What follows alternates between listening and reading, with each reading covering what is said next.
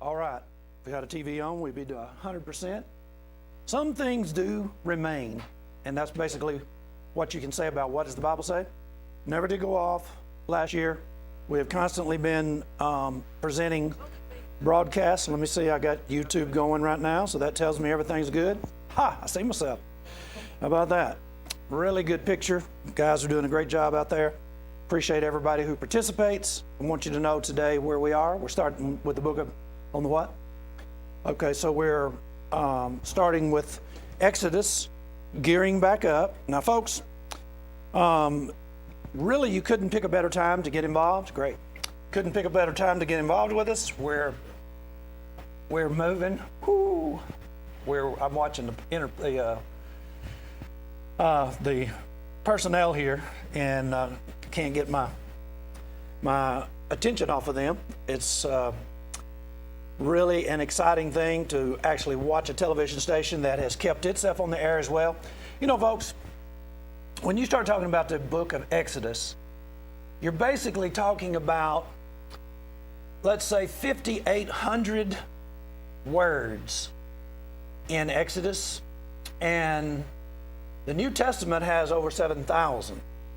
So when I encourage you to learn this, and you're probably maybe saying to yourself, why is it that I'm having such a hard time with all of the information of this book? I mean, you're basically talking about 40 chapters, and it doesn't, in our mind, seem like we ought to be having such a difficult time. But here's my goal.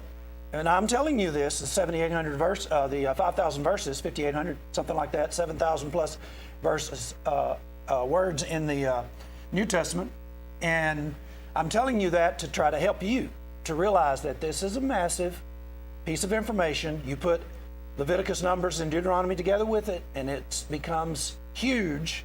But really, it isn't. It's a matter of navigation. And that's one of the reasons that I'm really thrilled that we're starting the new year where we are in Exodus 20.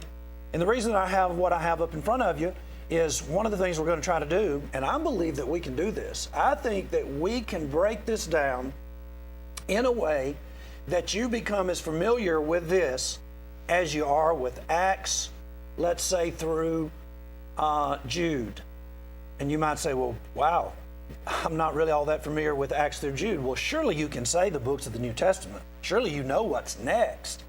And if we get a good handle on this, and you start breaking it down into segments, it will end up being like the New Testament, Acts to Jude, in that you can figure out what portions represent what activity. The difference between a lot of this is narrative, and you might call it storytelling, and that's exactly what Deuteronomy, what Moses says to the people, and you get to Psalm 78, and that's what it says again, tell it to your children, and rehearse all of these things over and over, and it's basically storytelling. It's these individuals getting this information with you, and so when you tell stories, like for instance, if I'll start to say, if you've got a parent, everybody's got a parent, and you get your parent stories down, and you start thinking about breaking your dad's life down, let's just say. And so he's told you events that happened to him when he was maybe in high school. So you've got a high school segment, you know several stories. Someone might say to you, tell me something about your dad. Well, it would be better if they said, tell me something about your dad when he was in high school. Okay, immediately, thoughts start coming to mind because, see, they specified for you as a storyteller, as a person who'd had stories told to you, they actually specified for you rather than putting your entire life. I'm 60 years old. What if somebody asked Caleb or my grandson or my daughter, different ones in our families, tell me something about your dad. Tell me about something that your dad was doing in high school. Well, immediately something's going to come up. Then you say, well, what did your dad do after high school? Well, unfortunately, that's a terrible part of my story, but nevertheless, as a result of news media and storytellers around here, everybody knows my past, that I have some very difficult times in my late teens and early 20s. And so see how that goes? Well, what about What if the Bible was that way? What if this segment was that way? It is. Which of you who have been with me, even if you haven't been with me, which of you cannot tell me what happened basically up to Exodus chapter 14? You might say, Johnny, I know what happened in Exodus 1 and 2. Why? Well, because who can't read 2 chapters? So you know that Moses was born, Exodus 1 and 2. You know that Pharaoh was worried about the amount of slaves, the Hebrews. They were increasing to the degree that he was thinking that if he ever had an enemy come in and they would join their enemy, that they would be so numerous they'd take over. See how you got that? That's 1 and 2. Well, then what happens? Well, you know that Moses gets crossways with Pharaoh and with his own people, and he ends up fleeing. Next thing you know, he's seeing a burning bush in chapter 3. And so in chapter 3, he's told that God is hearing the groanings of the children of Israel, and he's about to keep his promise to Abraham, and he's going to bring them back to the land of Canaan. How hard is that? Well, it isn't hard at all. You may not know where to put your chapter stops, but that's okay.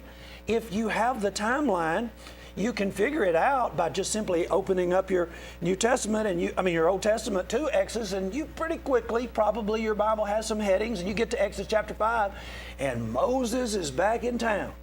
Well, then what happens? Everybody knows what happens next. You know that once Moses gets back into Egypt, he starts talking to Pharaoh.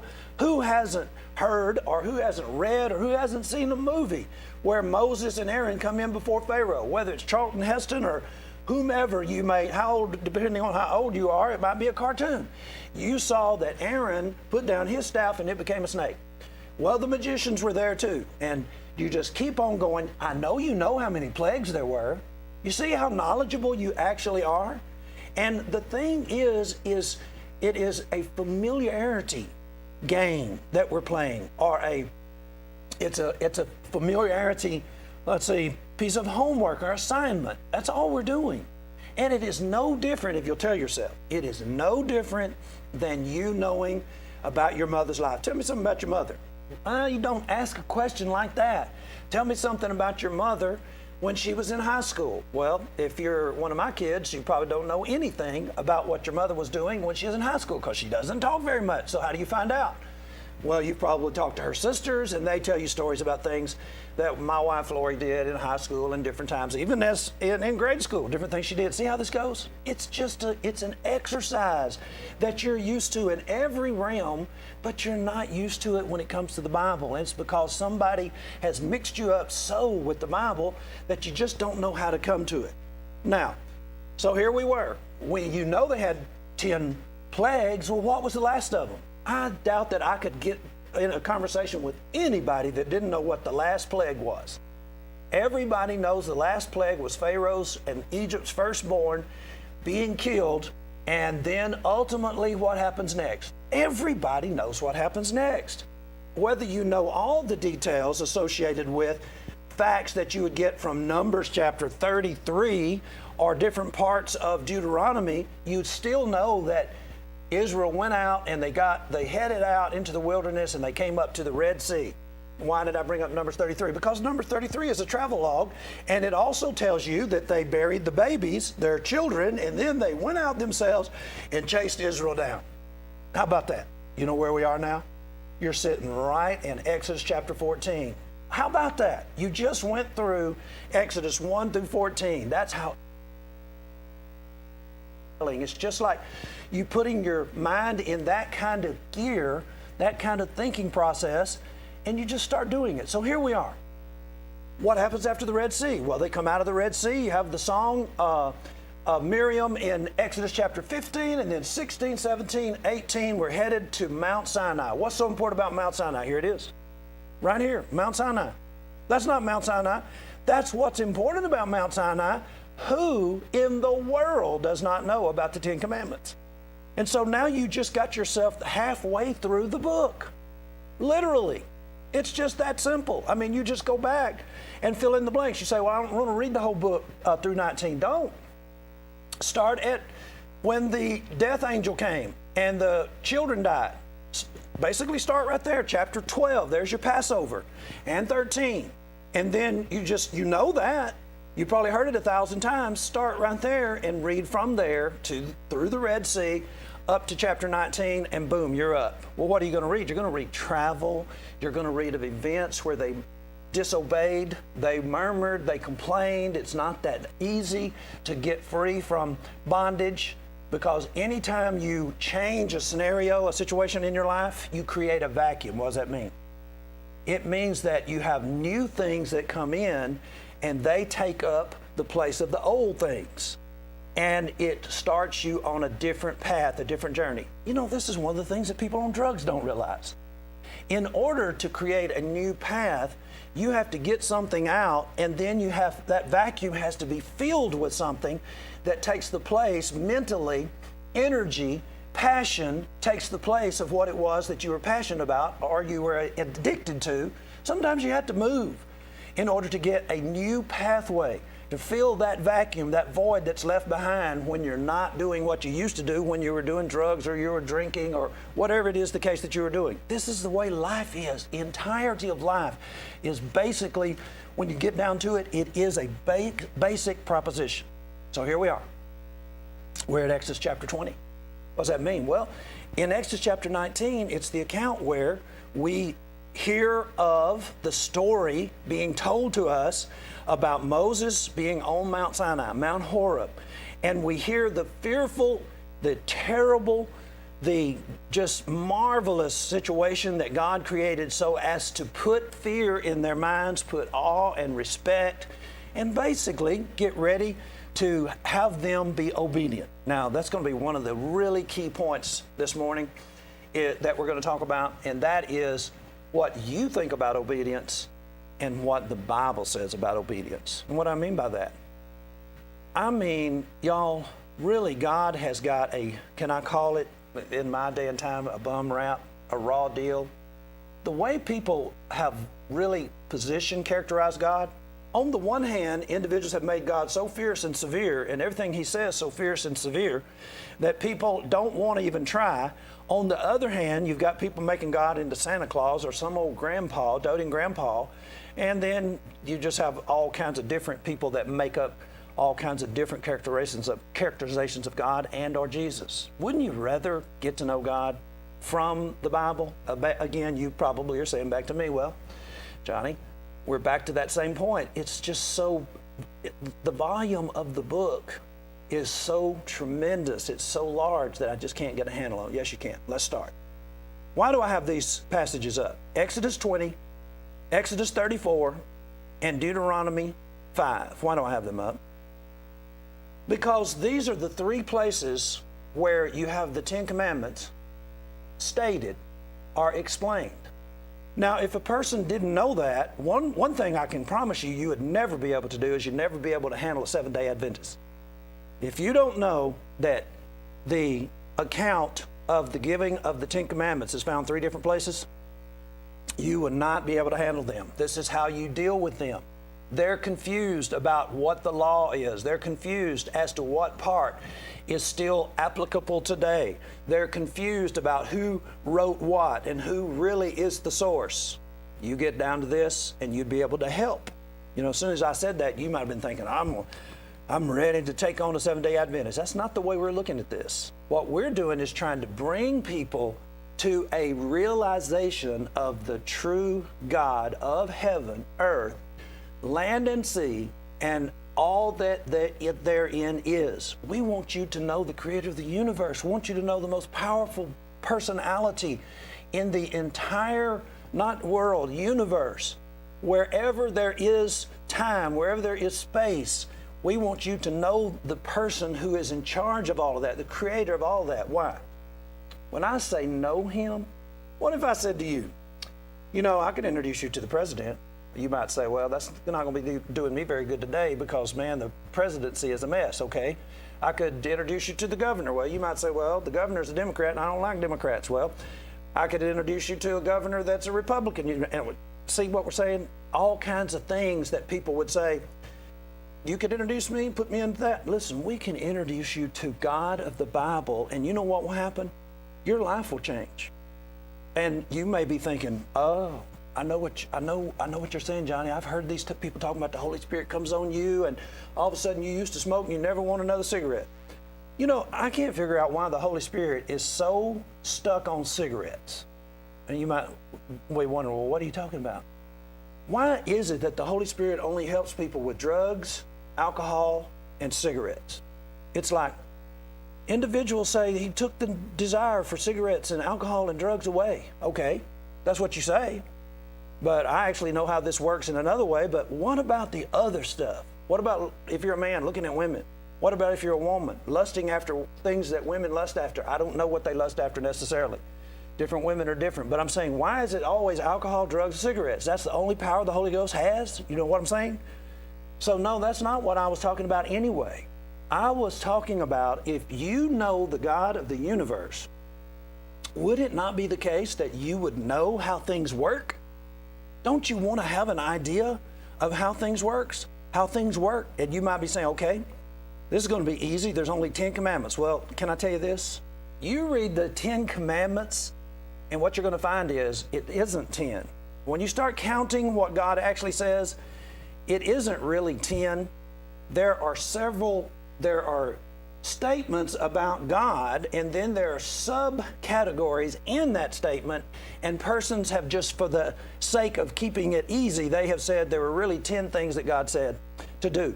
Well, when you read Exodus 20 and you read Deuteronomy chapter 5, or you read Exodus chapter 34, it's different in each one of those. And you might say, you know why, Johnny, that's exactly why I don't try. No, that is not a reason not to try. That actually is you getting more information. More information?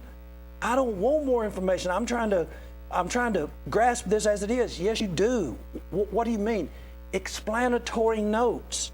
If you have Exodus 20 and then you read Exodus 34, there are explanatory notes in Exodus chapter 34. What do you mean? Context. We're going to look at the context this morning. I guarantee you're going to like this. Explanatory notes. What I mean by that, it's two different scenarios. Why? Well, the reason why is because Exodus 20 is Mount Horeb. It's the fire, it's the earthquake, it's the sound of trumpet, it's the smoke and the belching and the noise and the fear. In Exodus chapter 34, this is Moses going back to God after Moses broke the first tablets and he came down and saw what they were doing, and he broke the first tablets, and he goes back up in Exodus chapter 33. And so now you've got explanatory notes. What does that mean? It's not the same belching. It's not the same belching fire and smoke and just, a place that you would want to run away from. They actually said, don't talk to us. Don't have God talk to us anymore. Make sure Moses does it. Exodus 34. And then Deuteronomy chapter 5 at the end of basically the end of the 40 years. He restates it again in Deuteronomy chapter 5. Explanatory notes. Now, was that really so difficult? Aren't you glad that you can manage now what's going on here? So really, in between chapter 20 and 34 is going to be a period where Moses is going up, back and forth, up to get instructions. He will narrate the instructions. There'll be some rules and specifications for things like the priesthood and how certain things are supposed to happen. And then Moses is up on Mount Sinai, Mount Horeb again, and this time while he's talking to God, that's when things end up turning bad, and he has to go back up again and get the second tablets. And then Deuteronomy chapter 5, again, we said 40-year interim. Well, where are we going to learn about that 40-year interim? The book of Exodus is going to cover basically a 2-year period. Then you get into Numbers, and Numbers is divided up, and you'll end up having Numbers in Deuteronomy, and you'll have a 40-year period. It's really not that difficult. Now, I would say this morning, this wasn't that hard, was it? You might be saying, well, you put it into some pretty basic, you narrated it in a pretty easy to ingest form. Guess what? You can do this too. It's just whether or not that you decide that you're going to get into it with me. Now, this is what we want to do this morning. Now, I have to fix something before we can go any further. I have to fix our thinking process in regard to what we're dealing with here. The 10 Commandments, what is that? Well, it's the law of Moses. Okay, immediately, once we said that, the law of Moses, immediately, you may not realize it, but your mind just did a little switch on you. We were talking about God, and we were talking about storytelling, narrating events, and you were just breezing along with me as we went through this little historical moments of things that you generally aren't familiar with, maybe in a kind of fuzzy way. Some of you are doing your reading and you're better. And then we introduced the 10 Commandments, and then I said the law of Moses, and all of a sudden everybody's mind just did it's like a flicker. You know, like the TV flickers, and the next thing you know, you're not watching the same show you were watching. And it's like, hey, the movie went off, or the show went off, and we picked up with another show, and you don't know what happened. That's what your mind just did. What do you mean? Okay, see what I have on the screen here? Y'all, what is this? Well, this is you when you're thinking about the law of Moses. You walk up, and you say, hey, it's a window. And what do? You say, look at all that stuff out there. I'd like to see this better. And so what do? You decide you're going to raise the window. Well, guess what? That is a window, but look at it closer. It is a window hanging on a wall. And if you raise it, what's going to happen is it's going to come detached from that nail. And what you're going to be doing is you're going to be holding a window in your hand. And you're going to be looking at a wall. That's what we're saying that people do when they think about the law of Moses, and they think about it in terms of what we just said, that word, law. It messes you up. You start thinking in a whole nother world mentality, and you end up losing total sight of what's taking place in front of you. That's what we're going to try to help you with. Now, I'm kind of tossing back and forth in regard to exactly how to deal with that complexity. And I think I'll just go ahead and deal with it right here just a little bit, and we'll touch it. I'll see how it's going, and then we may get into it a little bit more. I hope you can see this. Now, what you can do in order to help yourself understand better what's going on is you can get in touch with individuals on the internet. That's a great thing about the internet. You can talk to us also. We can give you reading assignments, or we can give you directives on things that you could read that will help you. But right here, we're going to deal with, right quick, something that is causing problems. And I'm going to have to use some tools here, because some of these words you're not going to be familiar with. We're going to let somebody else pronounce them to make sure that we totally understand this. Now, let's do this. Let's talk a little bit about the Decalogue. What are we talking about? We're talking about the 10 Commandments. There was a scholar by the name of Alt. See how this website is doing? It's very basic. ALT. They want you to know that Albrecht. Alt is a German. He's a scholar who examined the legal material of the Bible in general. He noticed that there were really two forms of laws. Yeah, those things I forgot to write down. There's conditional law, and there's I don't even remember myself how this one is supposed to be pronounced, so that you end up saying, well, Johnny knows what he's talking about. A lot of times when we get down to these pronunciations, individuals pronounce things differently. So let's look first at conditional law is case law. Now, here's where we're going to go and get our pronunciation for the word we're looking at right here. Let me get all this blue out, and we'll make it where you're looking at this. This is the trouble. You might be saying, Johnny, I don't want to do this. Yes, you do. This is the trouble with your study of the Old Testament. Let's notice this. Now we're going to go to a tutor, basically.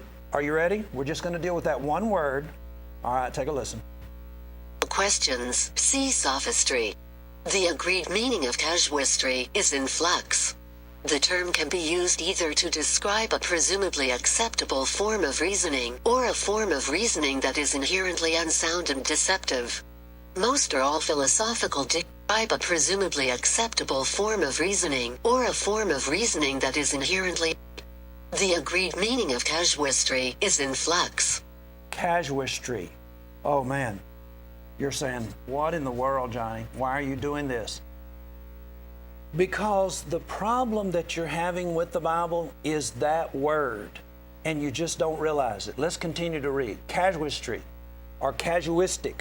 And then there's absolute or apodictic law. He noticed these two forms. We're talking about Albrecht. Casuistic law is the common form that law takes in ancient Near East, and you've seen it in the Code of Hammurabi. Let's talk about the Code of Hammurabi just for a moment. There is an individual king of Babylon named Hammurabi that lived before Moses, and they unearthed his codified laws. They resemble the law of Moses that was given on Mount Sinai. Well, listen, y'all. If God is dispensing out laws all throughout the time frame from Adam to Abraham, Isaac, and Jacob, Job, Melchizedek, Hammurabi would be in there somewhere, and individuals were not just lawless on the earth. They were being given information from God. Melchizedek is not basically in the same category as Abraham. I think you know that. He's the king of Salem and the priest. And when Abraham ends up being at war with the Canaanites in order to get Lot, what does he do? He comes back and he meets this great king of Salem named Melchizedek. Well, where did Melchizedek come from? Evidently, you don't need to know that. All you need to know is Genesis chapter 14 tells you this account, and what you get is what God wants you to know. He wants you to know that he is a king and a priest at the same time, and he has David say that Jesus is going to be that kind of individual. So you'll be ready for Jesus when he changes the means by which individuals approach God. It's not through the Levitical priesthood anymore, and he's also a king at the same time as priest. Well, you might be saying, well, I don't know if that's going to be okay. Yes, you do, Genesis 14. Well, what's the point of bringing that up? The point is to help you to realize that these individuals throughout the world had revelation. Now, the information that's being given to Moses is a very specified. It is a let's say, it's a casuistic law. What does that mean? Okay, now that we got past the Code of Hammurabi, it has a characteristic if-then pattern. Now, this throws people because they're reading a part of the Old Testament, particularly in Exodus through Deuteronomy, and you're trying to figure out, okay, it says here in Exodus chapter 21, but then when I get over to Deuteronomy, it says something different. No, not really. Remember what we said a moment ago about the 3 different places that the 10 Commandments are listed? It's explanatory notes, y'all. Don't allow yourself to get mixed up and start looking at the law of Moses like you look at codified law in whatever country you're living in. It's like looking at this and saying, hey, it's a window, I think I'll raise it. No, your mind just did a switch. Stay with me here. Explanatory notes are not bad, are they? Oh, you're going to see in a moment that explanatory notes are great. It helps you to understand God better, don't they? Isn't that what we're trying to do here? Yes. And what we're trying to do is we're trying to understand the kind of instruction that God has given us. Now, I know that was probably difficult in the sense that I didn't want to know about casuistic. I didn't want to know anything related to that. Yes, you do. How do I know? Because all of us deal with it to a certain degree. Now, let's look at it again. It has a characteristic if-then pattern. Now, let me get out of the way just a little bit. So, we're being told by Albrecht. Now, the reason why I'm bringing these people up that you may never heard of, I would encourage you to go back and do studies in regard to people who got all of the information together and they looked at it in a different time frame, like not hurry up 20th century, hurry up 19th century, hurry up 21st century. I'm talking about these people had all kinds of time on their hand. Why? Because life was simpler. They didn't have as many distractions as you do, and they could spend 20, 30 years on a project, and it'd just be the entirety of their whole life. Doing what? Looking at all of the laws associated with Exodus through Deuteronomy and trying to manage them in such a way, break them down in such a way as to apply them to everyday life and see how it would work if those rules were applied. You know what? If we did that, we would have not had World War II. It's just as simple as that. If individuals were to follow, if they understood the precepts, the law of Moses. You're really saying that, Johnny? Yes, I am. Our laws emanate from individuals who took the time to synthesize these laws, put them all together, and then turn around and apply them to the particular civilizations in which they happened to occupy at the time. Albrecht is a German. A lot of people rejected his stuff because it was too German. But that's okay. There at the same time, you got Portuguese individuals doing this, you got Anglo-Saxons that are doing this throughout, sometimes during the Dark Ages, 11, 12, 1300, it really began to explode, study of the law, the Decalogue. Now let's look at this again. Here's where it starts getting good. Causistic, casuistic, however you want to say it, there's two different pronunciations that you'll run into out there. These kind of laws tell you, for example, if a person does X, or if X happens, then Y would be the consequence. Now that's easy. Well, that's not the end of the sentence. If a person does X, or if X happens, then Y will be the consequence. It can be complex. It can be quite specific. If X happens, Y is the consequence, but if X happens under these different circumstances, then Z is the consequence. And it can be quite detailed, giving 3 or 4 sub-cases with qualifications. Now you see that? Now you might be saying, I don't like that. Yes, you do. Life is like that. If X happens, then Y is the consequence. If you are 4 years old and you are with your parents and you go to somebody else's house, let's say you're 3 years old, and you go to somebody else's house and let's say your parents carry you in and they start talking to the other person and they let you down and they say, don't touch anything. And then you go and break something. X happens and then Y is the consequence. Well, if it was me being raised by my parents, Y would be a spanking. Because I had already learned that when I disobey something of that nature and consequences happen, like it got broke, then I get spanked. And as a result of knowing that, understanding if X happens, then Y, guess what? I didn't break things in people's house and I didn't get a spanking. And guess what? They were glad to see us come. They always said, your children are so well behaved. And so I use that with my children. You might be saying, well, Johnny, this sounds like a Robertson thing. Listen, this is the book of Proverbs. When you get down to it, this is Exodus through Deuteronomy, and then you add Proverbs and other principles and see what happens. Everybody operates like this. X happens, then Y is the consequence. And you know, I followed that. Everybody, there were people that really literally lined up to keep our children. They wanted to keep our children. We have people that associate with us. Their children are the same way. It's just thrilling to have their children over. They're so orderly and mannerly. Why? Because they learned this. But here comes the next part. It can be complex. Why? Because it can be quite specific. If X happens, Y is the consequence. But if X happens under different circumstances, then Z is the consequence. Okay, let's change the circumstance. This is not, let's go to the tutorial just a minute. I want you to hear how this tutorial, this lady ends up saying this casuistic, a lot of people don't like it. Listen to this. The term can be used either to describe a presumably acceptable form of reasoning or a form of reasoning that is inherently unsound and deceptive. Some people say casuistic is deceptive kind of reasoning. Well, it's not that it's necessarily the case. It is just the case that some things are complex. Let's look at this again. X happens, Y is the consequence. But if you add another level, then, or another circumstance, then Z is the consequence. Wait a minute. You mean to tell me you didn't always get a spanking when you broke something in somebody else's house? No. Well, What kind of raising is that? Okay, here's another scenario. We were playing with their children. And as a result of the game that we were playing with their children at their house, something got broke.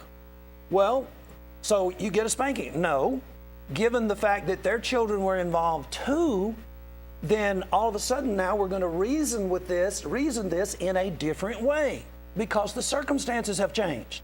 It isn't just a simply, you were told not to touch anything and you did and you broke something. Now you've got the other kids and you're in a sense going along with what they are regulated, the rules that regulate their home, and they did something and you were involved with them. So what you going to do? Is my mom going to spank their kids? You know, you shouldn't have done that and you got my kid in trouble. No, that's not how that works. That's the way the Bible is too. This is what Albrecht basically postulated. Now, you don't have to go with this. You can describe it a different way. It can be quite detailed, giving 3 or 4 subcases with qualifications. Now, did that help? I think it should. It should help you to realize that this is the way life is, so why would then God's book about life not be the same way? That's what I mean by it depends on the context. When you're reading, you will actually see a different context. In Exodus chapter 20, there is a context in which the laws are being given where you are scared to death. You read about this God that delivered you from the most powerful nation in the entire world, completely lorded it over them, completely destroyed them. As I said, Numbers 33 says that they buried their babies and then they went out and chased the children of Israel. And guess what they did? They chased them right into their own grave. And Pharaoh perished right there in his own grave in the Red Sea. This same God, just in a very short time frame, not even 6 months, this same God appears not in his in a similitude of anything. In other words, you would not be able to describe him. You would be able to describe the attributes associated with his presence being there. Well, what are those attributes? In Exodus chapter 20's occasion, it is a tremendous mountain. It is quaking, like we're talking earthquake here, y'all. What do you do when the ground moves? I have only been in an earthquake like something similar to earthquake in this area. Never anywhere else that I've ever lived have I ever been in a position where it actually came across that we had an earthquake and it's kind of like you felt something. My brother was in Guam. They had a serious earthquake. What do people do? It unhinges you. Well, add fire to it. Smoke, noise, just everything in the world, like you're in a tornado or you're in a hurricane. Put all that together and you've got Mount Sinai. But you move to Exodus chapter 34, and the context is Exodus chapter 33, and it's totally different. You start finding out a different way to look at God that scared me to death in Exodus 20. You have explanatory notes in Exodus chapter 33. Let's look at the context. In Exodus 33, this is if you really break it down, you would think that God would be very upset here. Well, Exodus 20 was not God being upset. This was God trying to make a profound appearance and impression upon the individuals that are going to take his information, his extremely complex, not in the sense that you cannot understand them, but complex in the sense that the master of the universe has laid out a master plan that will enable these people to stay together for 1,500 years and still be in place when it's time to bring the Savior, the Messiah, Jesus, into play. And he is wanting to make a very great impression. And so he does what he does in Exodus chapter 20, but in Exodus chapter 33 and 34, he's giving Moses the 10 Commandments again and more information, and it's a totally different setting. What's the setting? They have just made a calf, and many of them have died, and then they had to drink the remains of the melted dust of the calf. So now Moses is back. And look at the context, and look at what you find out, what you hear about God. Exodus 33:11. And the Lord spake unto Moses face to face, as a man speaketh unto his friend. Now you might be saying, That's more like it. That's a different visual. That is a totally different concept than I had of God. I was raised, you might be saying, I was raised with a mindset about God from Exodus chapter 20. If you ever crossed him, you're smoke, you're dust. But yet, what I find is at a point where God should be at his most terrible, like the ruler Ivan the Terrible, or some other individual like Attila the Hun. No. You don't look at God based on how people behave. God has his own character and characteristics. And so when Moses goes before God this time, this is the scenario. And I encourage you to read Exodus 33. It is a tremendous picture. And the Lord spake unto Moses face to face, as a man speaketh unto his friend. Now, what takes place? Exodus 33:13, he continues, Now therefore I pray thee, if I have found grace in thy sight, show me now thy way, that I may know thee, that I might find grace in thy sight. Now, there are a lot of people that do not know that grace, that God is a God of grace and mercy. They think God is just like a totally different individual than Jesus. That's not the case. Look at this. Moses is pleading with God in the scenario where they've made a tremendous mistake, and he's saying, look, if I have found grace in thy sight, and the reason he says that is because of the way that he's interacting with God, as face to face, as a man speaketh unto his friend. Now, he doesn't see God's face. You know that. But the inference here is for us to have this idea that this is the way that God is allowing Moses to interact with him. And when a person is obedient, when a person has humbled himself and a person has conquered his will and wants to be in submission to God, listen, this is the interface, this is the interplay that you have with the creator of the world. He is not Ivan the Terrible. He is not Attila the Hun.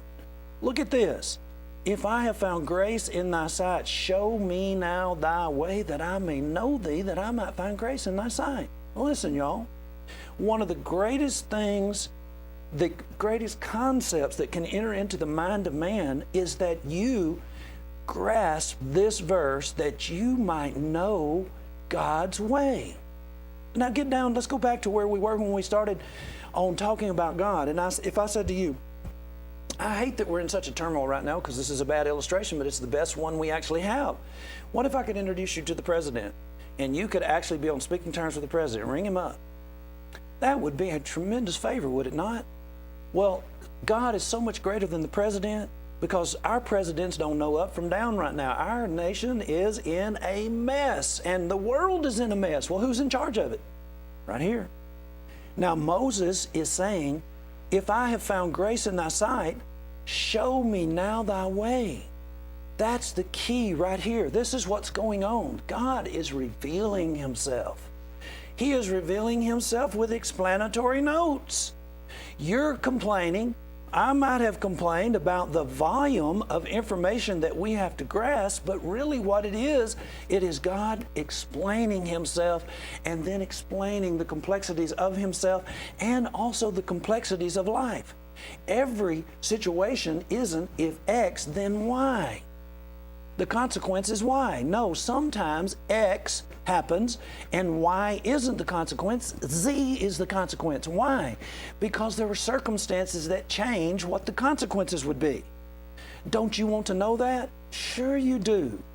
Complexities such as raising your children. We just went through that scenario. You wouldn't want to spank your children for something that other kids got them into doing at somebody else's house. You might say to your children, you knew better than this. And it's like, Mama, their parents were letting them do this. And it really wasn't that we could see that we were doing anything wrong. And we didn't know that we were going to end up getting, so rambunctious that this bookshelf was going to end up falling and some of their favorite china was going to be broken. And you might be saying, where'd you get that? That's exactly what happened to us when I was a kid. We were throwing pillows, having a good pillow fight, and we moved from the living room into the kitchen. Next thing you know, one of the pillows ends up hitting this bookshelf. It wasn't a bookshelf, china cabinet, whatever, open. And what did we do? We had to rearrange those cups and things so that it looked like that they were as many as there were. But Mama come home, she realized, hey, Some of my cups are missing. Some of the saucers are missing. This doesn't look the same. We're kids. But you see what I'm saying? If we were at somebody else's house and that happened and all that rambunctious and their parents were letting it go, why would not have been the consequence? What was why? Why was our rears were smoking as a result of having a pillow fight in the kitchen. But if we'd have been at their house, it might have been Z. Why? Circumstances different. Don't you want to know how to handle life and its different complex circumstances? Yes. Guess what? Your preacher's not going to do it for you. How do I know that? Well, for one thing, the dude won't interact with anybody in public. You know what that tells you? If your preacher will not interact in public with these complex rules and laws, he don't know them. The last thing he wants you to realize is that he don't know the book that he's trying to tell you that is the rule book that he's using, when really the best thing that most pastors know is how to get money out of your pocket. That is the best part of the Bible. I'm saying they got that down to a detail, all the details, even to get money out of your pocket when you're not even going to church anymore. See what I'm saying? That is not knowing God's way. So here we are, explanatory notes. We're in Exodus 33, which is the context of Exodus 34, which is the second time that Moses is instructed with the Ten Commandments and the other associated explanatory notes. Now, I don't know about you, but I love this. I love going from Exodus 20 and seeing this awesome, fierce individual who is able to just like manage a mountain like it's Lincoln logs or just, blocks, whatever. And the whole world looks like it's turned upside down. And then you come into this scenario, this private meeting with Moses and God, and look at this. He's getting a chance. He's hearing. Do you even know what grace means? You know, when we talk about grace, grace is not just a religious term. Do you know a person who's gracious? When you have truly met someone who is gracious, it is always an experience. A gracious person is a person that you might not walk away, because it could be the case that you're not familiar with graces. Well, what are we talking about? Well, sometimes they're called social graces. A person who is equipped with social graces, they know how to behave in all kinds of different scenarios. It is very seldom that you will ever see them or them allow you to see you angry. Now, I am very careful about how people view me. There are very few people who have seen me angry. Why? Because it's not gracious to be getting angry and allowing people to see you in a scenario like that. And generally when I do that, I had a situation happen about 2 months ago here at the station. It was just high intensity, a situation where things weren't going right and we were having difficulties and we're in the middle of COVID, and this one of the individuals who is a very important person in the station's makeup, I ended up being cross with him. I could not wait till I saw him again so that I could apologize, because I do not want him to think that I'm the kind of person who doesn't realize that this is not a gracious way to behave. So, and I'm not saying that I have all the grace down. I'm just telling you, grace is not just a biblical term in the sense of you want God to let you do whatever you want to do, and you don't have to pay any of the consequences. Graciousness is a tremendous tool. It causes people to be drawn to you. It opens doors for you. And what Moses and God are talking about is that Moses has found grace. God's favor is being extended, and he's saying, I want you to show me the way so that I might know thee. I would not want to cross you in a way that I might see the terror of the Lord associated with Exodus chapter 20. I want to be able to know you, and I always want to be at peace with you. I want to be like your friend. I want to be in an association where we're having this kind of relationship. Now, notice this. I'm watching, it's a little bit slow sometimes when I do it on television. Now notice this. I just want to point this out. I wish I had all the time in the world we would do this, but I'm just going to give it to you quickly. Exodus 33:12. You have the word grace. Exodus 33:13, you have grace 2 times. Exodus 33:16, grace again. Exodus 33:17, grace again. Exodus 33:19, the grace of God again. Exodus 34:6, the grace of God. Exodus 34:9, the grace of God. Listen, whoever told you that grace is not in the Old Testament is a fool. They are unlearned. They have no idea the friendship that is available, that a gracious God wants to extend to you, and the information that He wants you to have so that you can manage the complexities of this world, and not only manage it, but help others through it. Now, that's what we try to do. That's why we're on television right now. It's the reason that we do all of the things that we do, is we're wanting to help you to manage this complex world. Let me stop just a minute and take a break. I need to have a hydration point here. Here's our contact information. I know you can see me there. That's my phone number, 276-806-2150.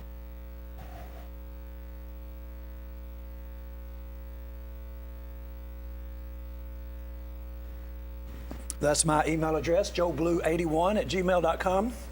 Why Joe Blue? Joe Blue is one of my favorite old-time preachers from the 40s. From Arkansas, joeblue81@gmail.com. There's Caleb, 276-806-3641. Caleb G. Graham, G stands for Graham. Caleb G. Robertson at gmail.com. Very simple. If you want to get in touch with us, that's what we want you to do. If you're dealing with complexities, we're sending out a whole load of books today to some of our friends that we didn't realize that we had not sent them books that we give away. Why are we doing that? Complexities, explanatory notes, helping you to better understand the grace of God so that you can be in a friend relationship. And we want you to also know about our YouTube. That's one of the key things here. Just simply type in my name, Johnny Robertson, in YouTube. For the time being, things are in a state of flux in this world. Sometimes people are on YouTube one minute, next time they're off. So right now we're in very good shape. YouTube, we just passed the 4,000 mark as far as our subscribers to our YouTube. You can subscribe. What does it do for you? It gives you a notification when we're coming on live or when we put up a new video. You know about it immediately. You can be one of the individuals that watches, and I would say thousands. You're one of the you could be one of the thousands of individuals that is getting a notification, and you're able to see what's going on. Why do we show you things that are going on? Because we're showing you how we manage this life. That's what this is about, teaching, explanatory notes. Now, let's move. So, Exodus 20, giving of the Ten Commandments. Exodus 34, giving of the Ten Commandments. Not meant to confuse you, it's explanatory notes. Deuteronomy chapter 5, giving of the Ten Commandments. Now, Deuteronomy chapter 5, verse 33. Notice this. This is the giving of the Ten Commandments again. It's 40 years later. You shall walk in all the ways which the Lord your God hath commanded you. Y'all, there is no more important phrase in the Bible than the ways of God, because that's really what it's all about. It's when you think about the ways of God, don't be thinking about something that is a hard thing to accomplish. That's like saying, you know what? School is a menace. Well, take away the bullies and the difficulties associated with people that don't have social graces and don't know how to behave themselves. You take away all of that and you get what you're supposed to get from school, which is explanatory notes, the ability to have knowledge so that you can traverse this world in a better fashion because you know how to add, you know how to read, you know how to function because you can read more information. School is a great thing. Who would say it's a menace? There are plenty of individuals that look at school, especially when they're young and going through school, they're not able to appreciate it. And then when they get out, appreciate it, and then they're dumb and they have to learn all over again. You'd be wishing that you had a whole different outlook. That's what we're trying to do. Trying to help you to realize walking in all the ways which the Lord your God hath commanded you is a tremendous blessing. And it's found in Deuteronomy chapter 5. But look at this. Again, this is the same thing that was being said in Exodus 34. Moses was saying, if I have found grace, show me thy ways. Understanding the ways of God. Deuteronomy 5, verse 33. Deuteronomy 5, verse 29. Here is God's desire for all time. As Moses is giving out to the people, this is a collective group of individuals now, He is speaking to them before he dies, before they start their trek off into the conquest of the land of Canaan, which is going to be their home for the next 1,500 years. He says this. He says that God says this. Oh, that there was such a heart in them that they would fear me and keep all my commandments always, that it might be well with them and with their children forever. You know, when God says fear, really, when you get down to it, fear is, it has different facets. A lot of times when someone says fear, it's like, I don't want to get to know your dad because he seems like a fierce person. And it's just I don't know. If I were to come to church with y'all, I would think that, my name might be called out or whatever. I think in this next year, we're going to do some more interviews. We used to do interviews, just sit down where we would talk with members that are at Martinsville and even let you know some of the people that are there. Because I guarantee you, if you're watching this program or if you see it later and you're a person from this area, I guarantee you somebody you know is a member at 823 Starling Avenue or 150 American Legion Boulevard in Danville.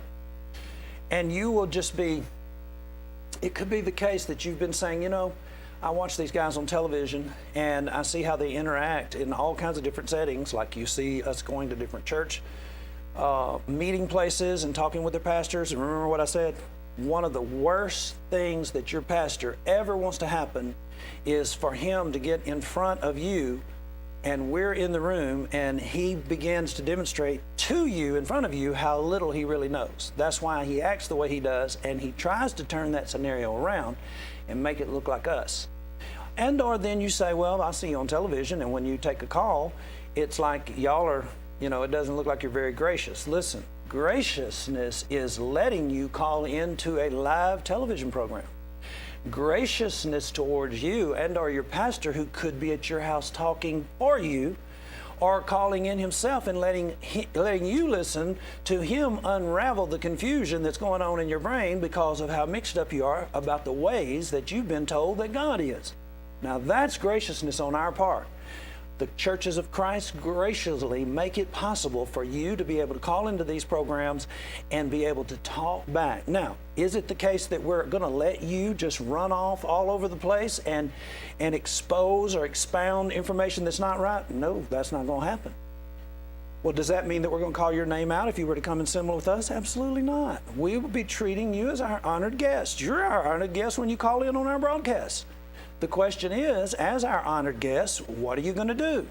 Most of the time, people don't respect the Bible, and they start talking about stuff that's not in the Bible, and then we have to do the gracious thing, which is bring out the Bible and show what the Bible says. Now, a lot of times people don't appreciate that because they're being corrected. Listen, if you were a gracious person and you're wrong, you wouldn't mind being corrected. You see what I'm saying? This is how this works. So that's just a little pitch for the fact that you could visit with us. All kinds of people are visiting with us. We've never stopped assembling.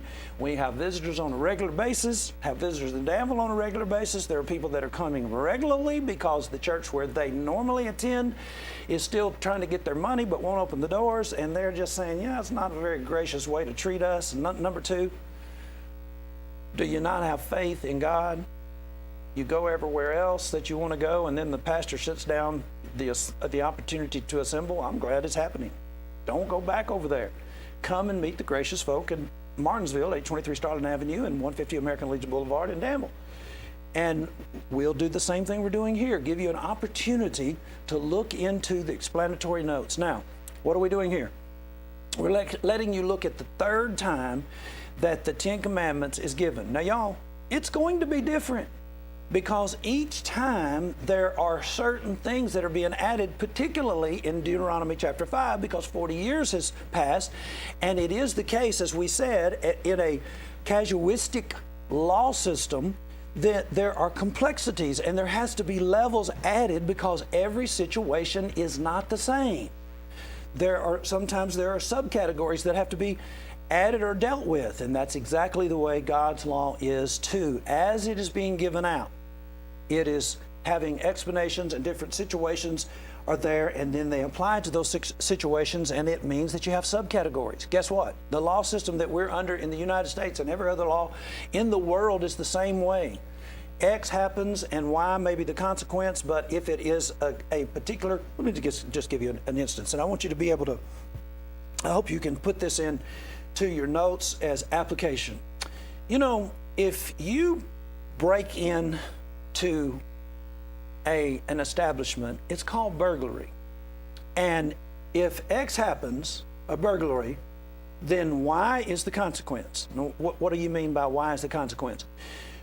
On our system, in our system of law, there are certain regulative principles that the judge has to adhere to. In other words, when he gets ready to sentence you, you are in a position where your lawyer knows the extent that you can be punished. You know going in the extent at which you can be punished. The judge knows the extent to which you can be punished. If X happens, then Y. A burglary, basically you're going to get 3 to 5, something of that nature. Why do you know so much about burglary? I actually know a lot about law. I study it all the time because of the business I'm in. And I talk to plenty of people who are in trouble, and we're trying to help them get out of trouble. But you know what? If you burglarize a home, it is different than, it's not just X equals Y. If you burglarize a habitation, it's X equals Z.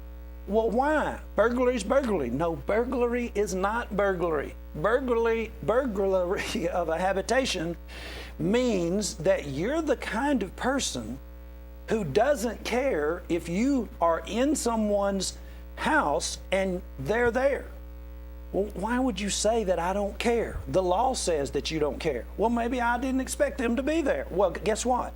The fact that it is a habitation means that you were willing to take the chance, because it is a house, a habitation, you were willing to take the chance that they might be in there, and you still went in. Guess what? Your sentence just went up. You see what we're saying here? We're basically saying that when you get into the explanatory notes, the law that you're in, I'm saying in our world, is the same thing. Well, the difference between our law and the law that we're studying here is this law can help you in order, as far as like your makeup. Look at this. Oh, that there was such a heart in them. This law can change your thinking process. Now, the laws of our land, they don't necessarily have the ability to get inside of you and change you in a way that makes you into a different person. That's why we're saying this is a superior study. This will change you into a different person. Now, you might say, now, why is this important? Listen, sometimes, and this is the same thing, this is the way it is with God's Word too, as we get in a little deeper into this business about casualistic. Notice, you know, sometimes a law has to be made so severe. You think about God, and He has a death penalty. And you might ask, sometimes it's not a death penalty. It's like you end up being like Cain. You're exiled. Why would God do that? Let's think this through. Do you know that the laws try to take into account punishment, sentences that create consequences such that a person would never cross that line, because the consequences are so severe. Why do we have to have laws like that? Because there are individuals in society that are such that they cannot be restrained unless the severity of the law is just to like an nth degree. And you know what? There are some individuals that are in our society that even those laws that are to the nth degree that you'll be punished so severely, they go ahead and do it anyway. That's the world in which we live, and that's the same world that God's trying to regulate. And so you need to be able to understand these when we're talking about the consequences associated with the spiritual realm, which is also your physical realm. You know, if you don't make your children behave, if your children are not behaving by the time they're 6 years old, guess what? Can I tell you this? Do you realize that the prison system and the school system actually work together? You didn't realize that? You need to do a little bit of study in Virginia. In Virginia, if a person cannot read by the 3rd grade, there is money allocated for a bed in prison. You didn't know that? I haven't always known that. It might be something that you want to look into. Why is it the case that the state of Virginia would allocate more money for a person who is not able to read by the 3rd grade? Because they recognize the consequence of a child not being able to read by the 3rd grade means that the likelihood of that child ending up in prison when they grow up is very, very likely. Now, let's move it back to your children behaving. If you don't have your child behaving by 6 years old, if you don't have them under control, I see these people out in the stores, out in public, and their children are just, they're acting literally. If it was an animal, I would probably run. If the animal was acting the way the child was acting, I would probably run. A child is down on the floor, is kicking and screaming, and they're gritting their teeth, and just water's going everywhere, tears and spit and whatever. If I saw a dog on the floor doing that, I would be thinking that dog is probably, I don't know what it's going to do next. And our children act like that, and the parents just stand there and say, 1, 2, 3. Why not just say 1, 2, buckle my shoe, 3, 4, shut the door, 5, 6, pick up stick, because that's about as good as what, 1, 2, 3. All you're doing is telling your child, I'm not serious until I get to 3. And then when you get to 3, what you going to do? Probably nothing. Have you seen these scenarios? That's what we're talking about. We're talking about God being able to give you the tools to prevent this kind of behavior so that you can prevent the kind of behavior that starts happening when they become a teenager and it becomes really serious. You know what? That's not really the truth. It's really serious at 6 years old. If your child is not behaving by 6 years old, if you have not gotten your child taught that X equals Y, that if X happens, Y is going to happen, and Y is always going to happen unless Z happens to be involved, and it could be the case that it will be changed somewhat, but normally if X happens, then Y is going to be the consequence. And you know, if you could get that through to your children, just that one consistent point, that the consequences of your behavior is always going to be a certain thing. You're going to be rewarded if it's good, you're going to be punished if it's bad. Then your children will learn that that is a rule for society. Wouldn't it be wonderful if we had a society that understood that basic principle? Oh, that there was such a heart in them that they would fear me and keep all my commandments, always, that it might be well with them and with their children forever. God wants it to be well with us. He wants us to live in a world that is managed and that we can expect certain outcomes. Can I stop just a bit, just for a moment? And let's talk about the world that we live in. Y'all, do you know, just, put your guard down just for a minute and let's just talk. You might be thinking, Johnny, I don't really think that you have anything to say that I would be interested in that would help me in a larger way. Well, let me just ask you this. Who else has been able to maintain stability throughout this entire time? Not only have we been stable throughout this whole time, the church where we are has been meeting this whole time. We've gone through the same struggles that you've gone through. It's been one of the best years that we've ever had. We've had all kinds of wonderful accomplishments. We're way ahead in regard to our abilities associated with our ability to move our broadcast into different areas. We have more airtime than we ever even dreamed of. We have people that are getting in touch with us from different places and wanting our show on their broadcast. Some of it is free. It's just amazing the things that have taken place. How did that happen? Well, it's going to be two-faceted for sure. God has His ways. We study them and are very determined to make sure that we have this kind of heart in us, that we try to do what God wants us to do. And then we have learned over the years how to manage people graciously.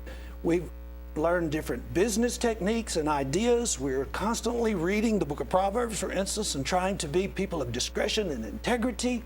And as a result, would you be willing to listen just for a minute in regard to maybe to help you to realize what's going on and what to expect and what to pray for?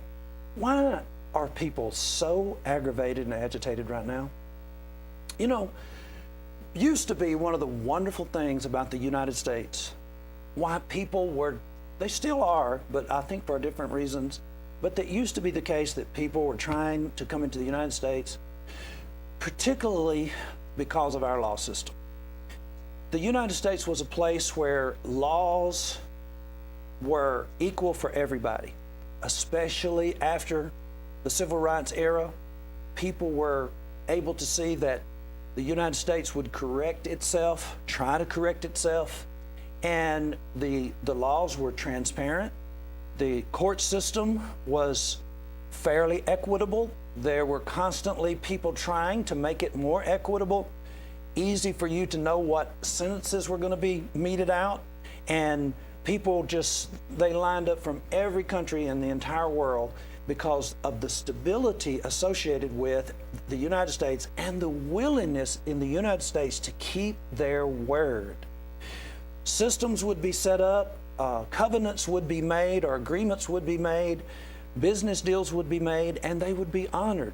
And they used to be honored on a handshake. You didn't have to go through all kinds of litigation and paperwork to make sure that you're not sneaking around for a loophole trying to get out of paying your bills and things of that nature. That used to be us. Well, now we're a nation that is characterized by no-fault divorce. What does that mean? Covenant breakers. You used to have to go to court in order to disentangle yourself from the covenant that you had made with a person, another person of an opposite sex. You then had to go through the processes associated with who's going to take care of these children that you had agreed that you jointly would take care of and raise and make them persons that are gracious and easy to get along with in society. All of those things are gone now. The idea of keeping your promise, keeping your word, those things are gone. And we live in a very difficult time, and it's playing out in front of us right now. Let's just strip this down just for a moment. And this is basic Ten Commandments 101. When individuals hear that a particular set of plans are going to be set in place in the United States, let's say, for instance, the means by which we do business with other countries. We set these rules and these laws up, and individuals begin to build their life around them. Say, for instance, the individuals in Mexico, the individuals in South America. They're our neighboring state, they're our neighboring countries, people in Canada. We have our rules set in play. We have certain ways that we're going to do business, and that's set up, and people build their entire life plan around what the United States has said that it's going to do. Well, as it is the case, because of the way our system is set up, every 4 years or every 8 years, sometimes it's 12 years, because sometimes a individual will be president, 4 years, gets reelected 4 more years, and then his predecessor, his vice president, let's say, gets reelected for another 4 years, and it's 12 years. And as in the case of Ronald Reagan and George Bush. And so for 12 years, you have a general plan of action, and everybody builds around that plan of action all over the world to do business. And, you know, pretty much aside from the people that want to mess up and just do things their own way and start wars or whatever, things are normal. But guess what? You start changing the way that things are done. And listen, I'm not pointing the finger at anybody. I'm just simply telling you, if you read history, you'll see that this is exactly why we have the troubles that we have in the world.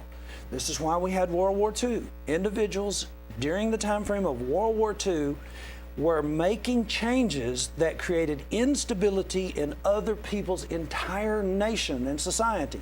For instance, let me just give you one right quick, because historically, this will help you to see what's taking place, manage some thought processes in your head.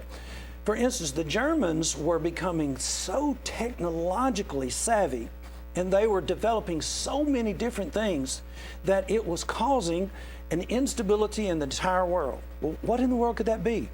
One simple thing. For instance, they developed an ability to make dye without doing it the way the Indians had been doing it for years and years and years. British colonies, India, British colonial empire, it just started deteriorating from that one breakthrough. And the Germans were continually making technological breakthroughs that were upsetting. Now, we're not talking about right and wrong here. We're just telling you what was going on. And as the British Empire began to see their empire diminish as a result of the technological breakthroughs that were happening in these different countries, then what do? You either get smarter yourself, you make another move on the chessboard, or you start rattling the saber, which is, well, we're going to do something about this. We're going to do something about the inequality that has developed as a result of your technological breakthroughs. We're going to either get smarter ourselves, or we're going to change the way we do business. We're going to start rattling the saber. The next thing you know, they're talking about war. And the next thing you know, the whole world is in war. Listen, folks, that's all that's going on right now. I'm not saying right, wrong, or indifferent. I'm just saying for the last at least 20 years, our country has been planning on doing business with China. Right, wrong, indifferent. That's just the way it is. China used to be a country that we made fun of. You go back and look at the Pink Panther movies. The detective in the Pink Panther, he had a valet that was a Chinese guy. He was characterized as a buffoon. Every time Clouseau would come home, what would happen? Kato would be sneaking around, and they had this thing where they were going to fight, judo, karate, whatever it is they do. And we made fun of Chinese. They were always the butt of a joke. And then we move along here, and the Chinese become very technologically advanced. The next thing you know, we're wanting to do business with them. These big tech companies, they have their entire business model associated with the individuals, the billion people that are in China. That's not wrong. It's a business plan. And so what happened? You have a guy named Donald Trump that comes in, and he basically says this is not a good model. We need to be doing America first. I'm not saying right, wrong, or indifferent. I'm just telling you this is what's going on. And you might say, well, why is that important, and how do you know this? Listen, this is exactly what was going on in World War II. Theodore Roosevelt was the exact same way. America was the exact same way. They did not want to get involved in World War II. That's y'all's business. We're on a different continent. America first. Y'all fight that stuff out. It's not our war, and it's not affecting us. We don't need the things y'all are fighting about. We don't have an empire. We don't have colonies. But you know how things work. Circumstances, as they are, ended up bringing us into the war, and that's history. Same thing is going on right now, y'all. We have the same mindset. A particular part of the country has the same mindset that they had before World War II. We don't want to get a model going where we're dependent on China, or that we're tied together with China in such a way, other individuals, right, wrong, and different. I don't have a problem with any of them with their model of wanting to have 1 billion customers that they didn't used to have. Is it causing problems? Absolutely. Is there a way out of it? Absolutely. Is there a way that we can get along if you actually are in a different political party than I am? Absolutely. For one thing, I'm not in a political party. I'm in a kingdom that has the king, and I'm trying to get everybody to understand his ways. And we can get along, because I am not going to press you that you're out of your mind because you may be involved with the business model that Nancy Pelosi is involved in and Mitch McConnell is involved in. Both parties, they want to do business with China. And unfortunately for them, the population of the United States likes this American-made slogan, and they put in a populist president named Donald Trump. And it basically turned our world upside down. That's as simple as you can get it, y'all. It's happened before. It will happen again. Why hate on each other? Why not us try to look at some models where we can get along? Well, I guarantee you one thing that's not going to happen. As long as you're looking at a model that doesn't give you an opportunity to learn God's ways, to truly understand the ways of God. When I say truly understand that there are 3 different times when the 10 commandments were committed to the children of Israel with explanatory notes. And if you will get that down, you would be in a better position. Now, I might not have solidified that in your mind, but I'm about to. This business about having the explanatory notes is about to make New Testament sense if you're still with me. Exodus 33:11. In the second account, remember we said the explanatory notes ended up showing you the grace of God, showing you the relationship that was available with the God of Mount Sinai that was scaring everybody to death. And if you read Hebrews chapter 12, it scared Moses to death too. But in Exodus 33, in the context of giving it in Exodus chapter 34, you see a different atmosphere. And the Lord spake unto Moses face to face, as a man speaketh unto his friend. And he's saying, if I have found grace in thy sight, then show me thy ways. Look at this. This is the exact same thing that you find in the New Testament. In John 15:14, you are my friends if you do whatsoever I command you. Now listen, folks, what were we talking about? We're talking about a model where we can get along.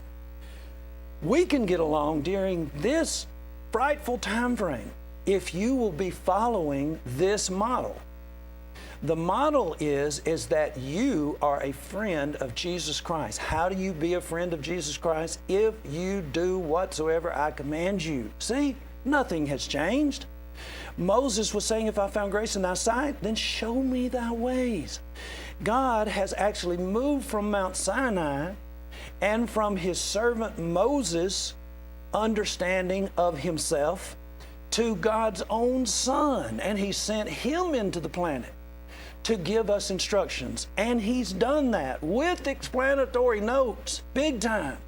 And he has said the same thing, the same relationship, the same information, except that you can see more clearly now. If you are my friends, he says, you are my friends if you do whatsoever I command you. What's the difference in that in Deuteronomy 5:29? There's really not any difference in one sense. Oh, that there was such a heart in them that they would fear me and keep all my commandments, that it might be well with them and their children forever.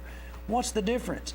There's not a lot of difference in the actual explanation, but there is a difference in the sense of how we understand God.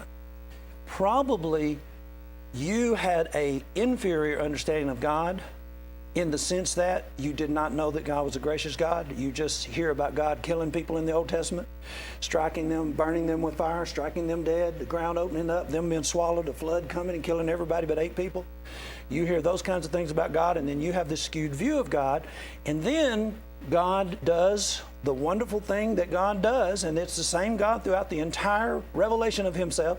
He sends the likeness of himself, his Son, into the world so that you can get a better view, a different faceted view, a view that will change your heart in even a more powerful way than at first the Old Testament would change your heart. Deuteronomy 5:29, he was saying that it is the case that they could have a heart in them, that they would fear him, and they would keep his commandments, it would be well.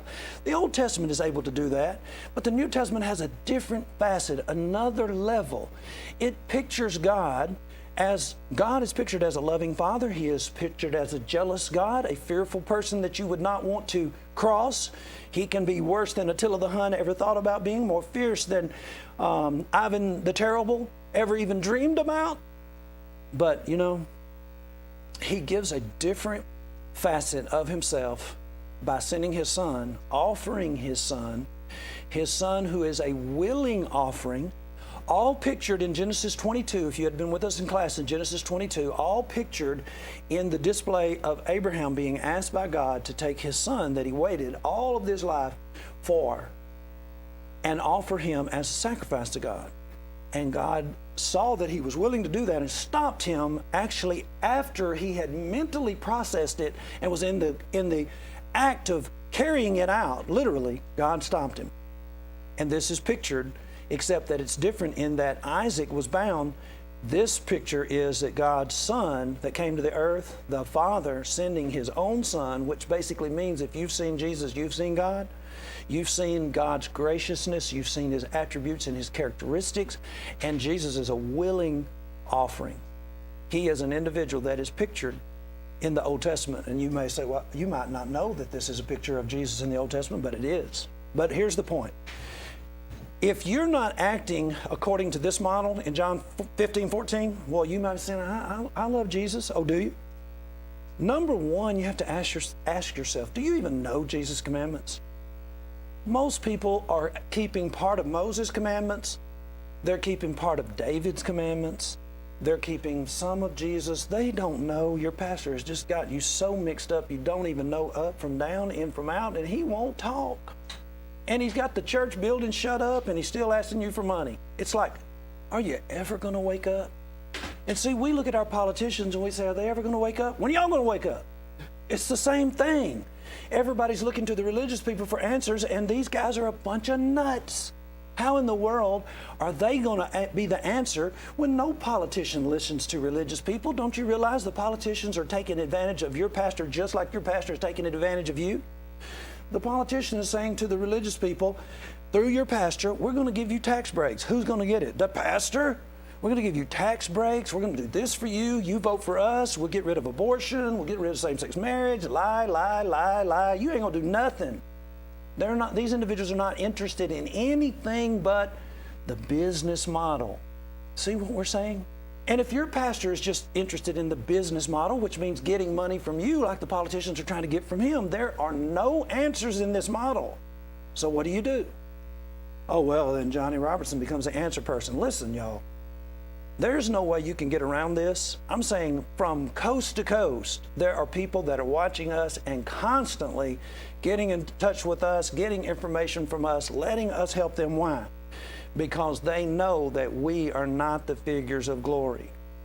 We're exalting Jesus and we're exalting his model, and his model for unity is everybody has to know the commandments of the king. This is a kingdom. He's the monarch. And if you don't know his commandments, guess what? You're messing up. This is like we were talking about a while ago. If you don't know that burglary of a habitation is going to put you in the prison, possibly for 30 years, what is just burglary? I thought the charge for burglary was 3 to 5, maybe 10. Well, burglary of a business, yeah, but a habitation, you don't care if people's in there or not. Well, I didn't say that. The law says that you're the type of person that if you'll go in a house, then you're taking a chance somebody might be in there, and you're going to do whatever it takes to get your stuff, and you don't mind harming them. So you may be in prison for 30 years. Well, I didn't know that. You tell your lawyer, I didn't know that. Well, you're a dummy, and you're going to prison. But you know what? In this scenario, if you don't know God's commands and you don't know the model, you're part of the problem. You're messing all of us up. Not only is your pastor taking advantage of you, your children are not being taught. You're probably in your 3rd or 4th marriage.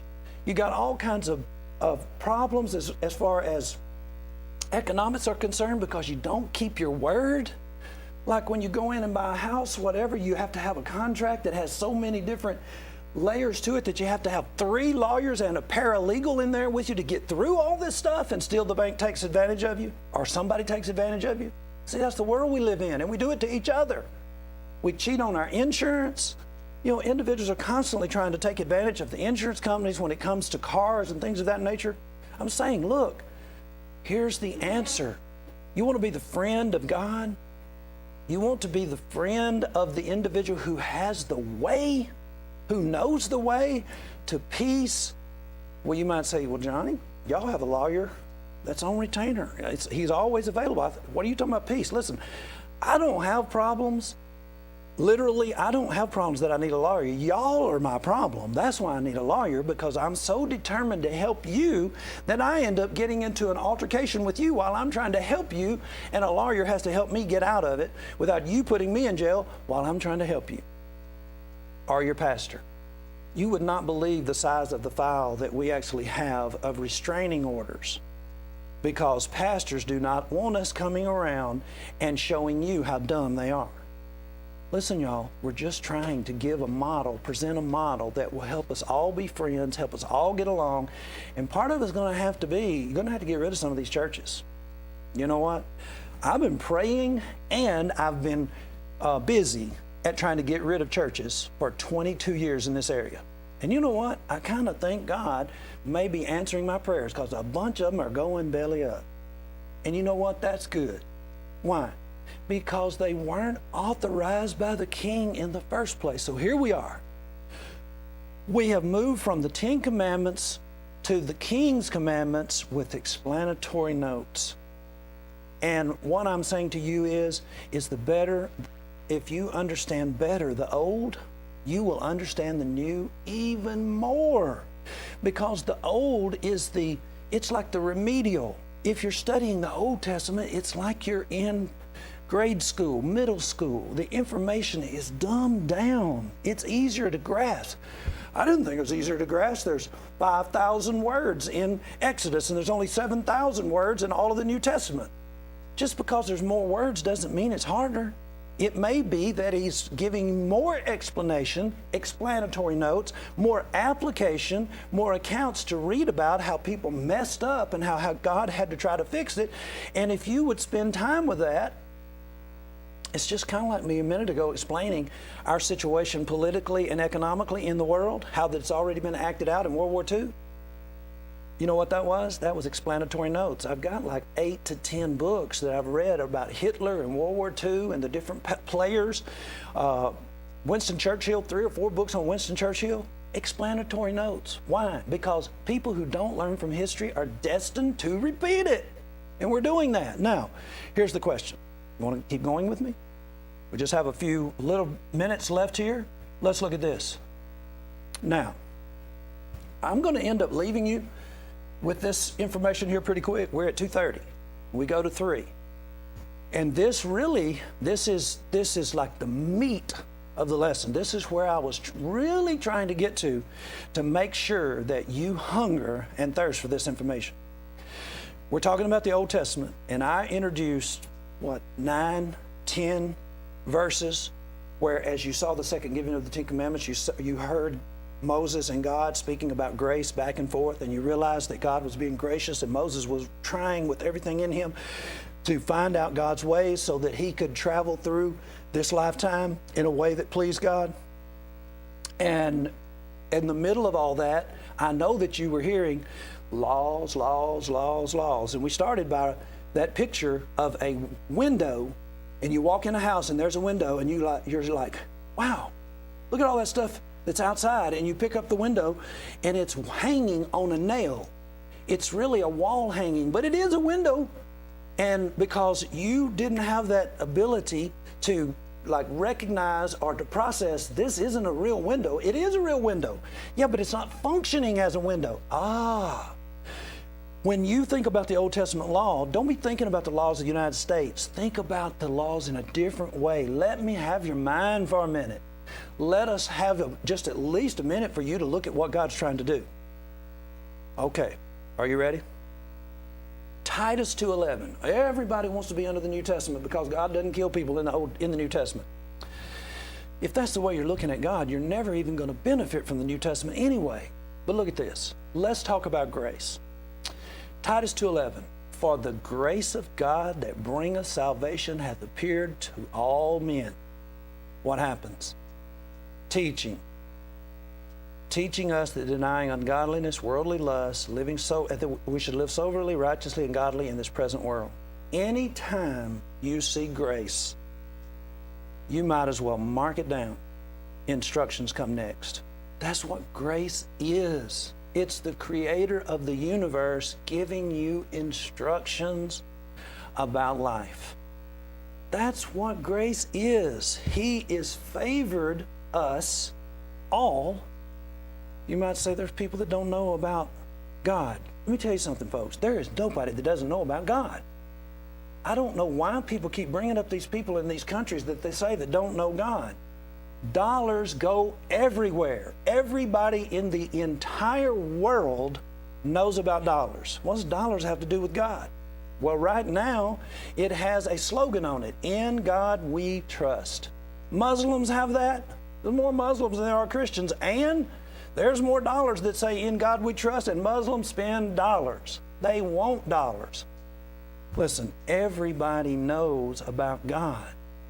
God has made himself known to the entire world, and when God's grace, his favor, comes out, it always comes out the same way, teaching.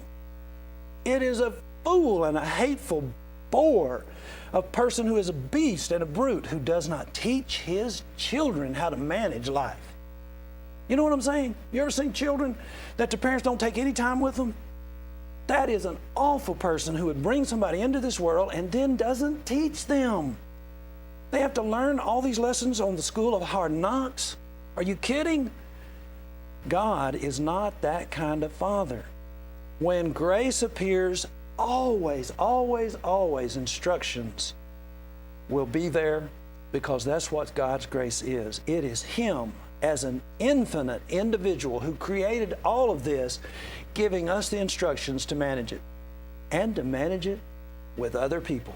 You know, you've heard of people that just can't get along with anybody. There is no such person that can't get along with anybody. Everybody can get along. Well, how do you do it? Well, the second greatest commandment is to love your neighbor as yourself. Well, okay, I get that. That was pretty easy. But guess what?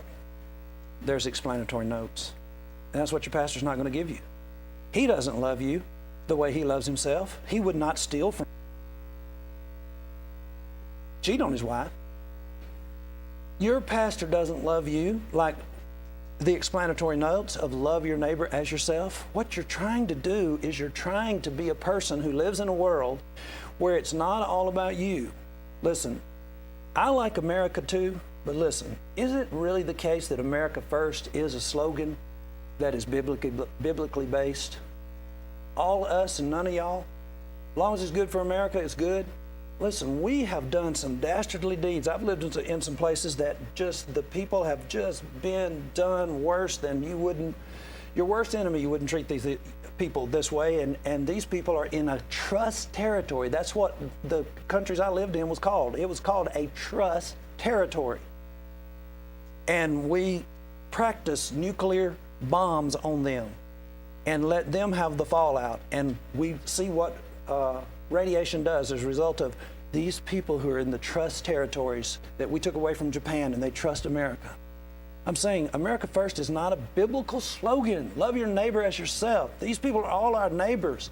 We should be trying to dispense out the gospel. And you folk in the Church of Christ who are arguing about politics all the time, what is wrong with you? Politics is not the answer for our world's problems. Getting the gospel into all the world is the answer. And you might say, Joe, you're not a very good example of that. Listen, I've lived overseas twice. Don't tell me that I'm not practicing what I preach. My children were raised overseas. Caleb was born overseas. And now we're trying to build a platform that gets our message overseas. It's already overseas. There's people all over the world that are talking to us. Why? Does that make us better than anybody else? No, it doesn't do anything but just make us tired. But you know what? It also makes us friends of God and gracious people, because we're willing to teach you things, even though, kind of like your dentist, he tells you got a cavity, you know what's coming, the drill. I'd hate to be a dentist, because I know everybody loves their dentist on the one hand, they hate him on the other. It's kind of the way it is when you're teaching the gospel. So here we go. Grace. When grace shows up, always, always, always, instruction is next. 1 John 5:3.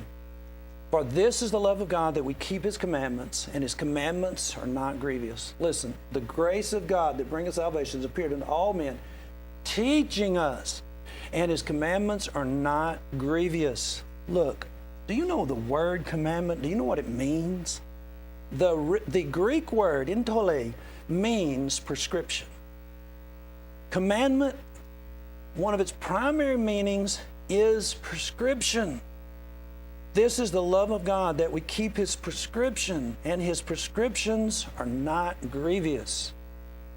Can you believe that? Yes, the grace of God that bringeth salvation hath appeared unto all men. That grace of God came in the person of God's Son. But what was God's Son? A teacher. He came to give us the absolute, unvarnished, unmystery, like the full revelation of the Father to the people with explanatory notes. And we have to take the time to make sure that we're able to harmonize the whole, the old, the remedial, the part that's like middle school where the application is, where it's a big volume because there's so much information. You want to miss anything? Then you get to the New Testament and you have the manifestation of God's promises, which is the grace of God. What comes with grace? Always, always, always, when you have grace, you have instruction. Now, here's my question. Have we seen God yet? Matthew 11:27, Jesus said, all things are delivered unto me of my Father. And no man knoweth the Son but the Father, neither knoweth any man the Father save the Son, and to whomsoever the Son will reveal him. Back up, back up. This is what the Son said. You want to be my friend? Sounds like a Mr. Rogers commercial, doesn't it? Be my friend. You want to be the friend of Jesus? You got to know his commandments, the prescriptions. If you are my friend, if you do whatsoever I command. You can't do what you don't know, and you can't know what you refuse and you reject. Learn the commandments of Jesus. Be the friend of God. Be the friend of Jesus. Receive the good results of the grace of God by allowing yourself to be taught. And basically, Jesus is saying that he is the one who will reveal the Father to you. Knoweth no man. God, you don't know God except that Jesus reveals him to you. Look at this. Come unto me, all ye that labor and are heavy laden, and I'll give you rest. That's right off of 1 John 5:3. This is the love of God. This is the grace of God. What? That you keep his commandments. And his commandments are not grievous. Man, you people that are Christians, it's so grievous. You're looking at the wrong group. Their business model is not the model of Jesus. How do you tell? How do you tell? How does your pastor come rolling up? How did Jesus come rolling up to Jerusalem? Meek and lowly on the foal of an ass. Pastor just got him a new Bentley. Pastor got him a new Rolls Royce. Pastor got him a new extended, on and on and on. William Lewis Eggleston gave Pastor a brand new suit, brand new shoes, brand new hat. He dressed to the nine, man. Jackie Poe, church gives him a motorcycle, Harley Davidson. What? The dude already has all kinds of just you do for these guys. This is not, y'all using the wrong model. This is not what God revealed to you about himself. The person that is pleasing to him was his Son. He came as a servant. Listen, you can ask anybody, and just if you don't know, like people that you want to ask about me, I'll just tell you. Here's people I do business with. The person who is the doctor for my car, his name is Lee Hughes. You know Lee? Ask him about me. I guarantee you, he will give me a good reference. The person that I buy my cars from, they all have a salvage title. His name is J.L. Mullins. Ask him about me. Call him up and ask him about me. My doctor, his name is Greg Howard, my dentist. He's in Danville. Call him up and ask him about me. Ask him about my family. Ask him about members of the Church of Christ who do business with him. All gracious individuals. And if he tells us one of them's not being gracious, we're going to be getting after them. That's what I'm saying. This is how you find out about individuals. Now, certainly in John chapter 7, some people said that Jesus had a devil, but others said, no, he's a good man. There's going to be individuals that don't like me, but you have to try to figure out why they don't. Why don't they like the Church of Christ? There will be underlying ulterior things that you'll find out if you look into them. Even Jesus said in Luke 6:48, woe unto you when all men speak well of you. You can't have everybody speaking well of you, but I'm just saying, listen, y'all, we're using the model and we're trying to give you rest. We're trying to give you the prescriptions for life, and a good life, and a life that is abundant in the sense that you get to help other people. You get along with other people and you help our nation. And all this bickering and carrying on over business models and America first, it's not a biblical slogan. Love your neighbor with explanatory notes is a biblical. Now, I basically have given you a commercial already, and I'm just going to go ahead right quick. I want to show you something.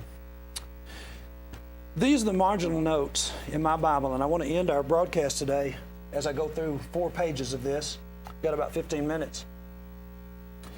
And I want to demonstrate to you the truthfulness of what I said a moment ago about grace.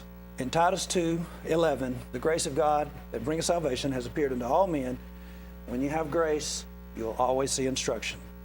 Well, in the Old Testament, many individuals think that it's all about instruction All about rules, and there is no grace. Let me hydrate right quick.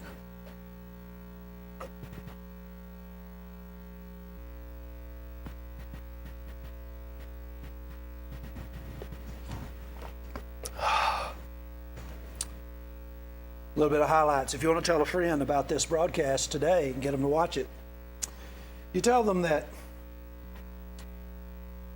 basically we broke down the problem with World War II and we put it together with why we're having so many problems today and how to think through the situation and get some clarity. That's one of the things we did in our broadcast, is we put the world into historical perspective. Learn history or you're destined to repeat it. Number two, we helped you as far as raising your children. We gave some very, very good information about how the law system in the Old Testament is developed. X equals Y, except when Z. Circumstances are different, and you need to learn that in order to raise your children. And we also told you, instructed you on how to stay out of jail for 30 years, maybe get a 2 to 3 to 5 year sentence. Hey, nobody wants to be sentenced, but if you're going to be sentenced, let's make it a less sentence. Don't burglarize a habitation. If you're going to do burglary, burglarize something that doesn't have people living in it. That's just makes good sense. Those are highlights. Those are things that we went through. We went through so many basic things, but we most of all demonstrated to you that there are 3 accounts where the 10 Commandments are given, and each time it's explanatory notes. And then we showed you the relationship that Moses and God had was a relationship of friends. And he said, if I have found grace in your sight, show me the way. And we brought that over to the New Testament and demonstrated that God eventually sent his son, who knew him better than anybody, to show us the way. What is the way? The model that you're using, the model that America is using, America First, is not a biblical model. Love your neighbor. All these people in the world are our neighbor. We're supposed to be doing things that help all of us. And it isn't going to help the Chinese for us to continue to make fun of them like they did in the Pink Panther of Kato and these big black rimmed glasses that Chinese used to always wear and the little pointy hats that we made them wear in movies and things of that nature. That's not the way we want to characterize our neighbors. We won't want them to think that we feel that way about them. We should try to respect each other, and the best way that we can do that is to begin with ourselves first, and that is by learning the instructions of the King. Now, if you're not going to do that, just forget it. Just keep on arguing and carrying on the way you're doing. Lastly, I want to make sure that you're trusting me when I say that when grace appears, there's always instructions. That's just the way it is. If your parents love you, they're going to instruct you. Kids that don't know anything, that were never disciplined, the parents didn't love them. If your parents love you, they're going to try to curb your appetites. They're going to try to help you to realize that you just can't live with self first. Sometime you're just going to have to be gracious and learn how to be gracious to other people. Now, grace always is followed by instructions. Well, Johnny, but in the Old Testament, it's all rules. I don't think you've been reading the Old Testament. I'm going to show you the margins of my Bible, and I want you to do the research. Is the Old Testament a book of rules, or is the Old Testament a book of grace? Now, what I want to do first is I want to enlarge this so that you can see that number right there, just above the lower third to the left. That's my left. I suppose it's your left as you're looking at your TV. There in Numbers chapter 28, I have written just above the 28, 1,197. You know what that represents? That's how many offerings for sin were required throughout a year in the Old Testament. What does that mean? That means that God had his priesthood and our individuals during feast time frames. He had them making offerings that allowed him to extend his grace. It was a means by which God dispensed his grace. Many of these were blood sacrifices. In other words, it would be a lamb. And what does that represent? Well, number one, it has to be a lamb. In a particular instance, it has to be a lamb that has no blemishes, has to be shut up for 14 days and made sure that it is the perfect lamb to be offered. Now, have you ever had a pet? When I was a kid, I mean, you know, you may think this is crazy. I am from Texas. When I was a kid, we had a pet, and it was a pig. Its name was Oink. And I'm saying this pig was a pet. It was a small pet, and then it became a huge pig. Still named Oink, and we still loved it. And guess what? Oink became bacon. It's just the way it is. Now, when we're talking about these offerings, that's exactly the setting that we're talking about. It would be a lamb that would be worth something, and it would be one that was perfect. And God required it, and then God turned around and said, now your offenses for the year are gone. If you count the sacrifices, and I'm not going to do this for you, I'm going to make you prove me wrong. In these 2 chapters, you count the sacrifices. And I know you're sitting there saying, so I'm going to give you a hint. You're saying there is no way that there is 1,197. I may be off by 10. I hope I am. I hope there's 10 more than what I found. You count them. But I'm saying these are accounts where God is saying, I am wanting to be gracious to you. You do this for me, and I'm going to forgive your offenses, and we'll be friends again. We'll be at one again. This is all of these instructions. You see, when people are looking at instructions in the Old Testament, they're saying, man, there is no way I can keep all these instructions. It's too massive. Look, there are 1,197 events where God is extending his forgiveness. Grace always comes with instructions. What are all of these words? We said at least 5,000 words in the book of Exodus. What is that all about? How big was your science book? Just in 1 grade alone, I am sure that your science book had 5,000 words in it in just the 6th grade. And you probably had science from the 6th grade up to the 12th grade. And then if you went to college, you had sciences of all kinds of different sorts. And you're complaining? Don't you like being smart? It's the same thing. It is the science of religion. What does religion mean? It is a Latin word that simply means to bind back. Bind back to what? Bind back to your Creator, the individual who has the sense to get us through all of this. And so you got all of this information. Numbers chapter 28, for instance. There's a lot of information in Numbers itself, where I'm trying to get you to study Exodus, Leviticus, Numbers, and Deuteronomy with me, and tomorrow Joshua with Caleb, so that you can understand this. And so what did I prove to you? Anytime you see the grace of God, instructions will follow. I said I would give you a hint. In regard to doing the math here and seeing how gracious God was, how many times, let me just ask you it this way. You think you sin 1,197 times in a year? You think you actually break God's prescription? Remember how we said that commandments, the word entoli, actually means prescription? You think that you messed up the prescription? Is God just wanting to make you deathly ill if you take the prescription the wrong way? Like what happens when you take your medicine the wrong way? It is the same principle. If you're not going to use the prescription in the right way, why do you expect to have wellness? But that isn't what God is wanting. He's not wanting to make you sick. He's not wanting you to suffer. He's wanting you to be well. That was Deuteronomy 5:29. So here it is. How do you get to 1,197? Every day, morning and evening, he had the priest offer a sacrifice for the nation. So every day, that's 365 days a year. I don't know what the Jewish calendar is. My math might be off because the Jewish calendar might not have as many days in it as our calendar does today. 365 days, 2 offerings a day. What would that be? Well, I know it'd be 600 at least, and 65 twice. That's going to be another 120. So there's 720 with 2 5s in it. That's 730.